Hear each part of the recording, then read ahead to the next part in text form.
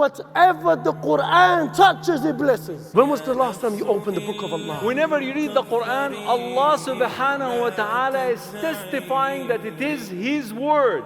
Ar-Rahman, Allama al-Quran.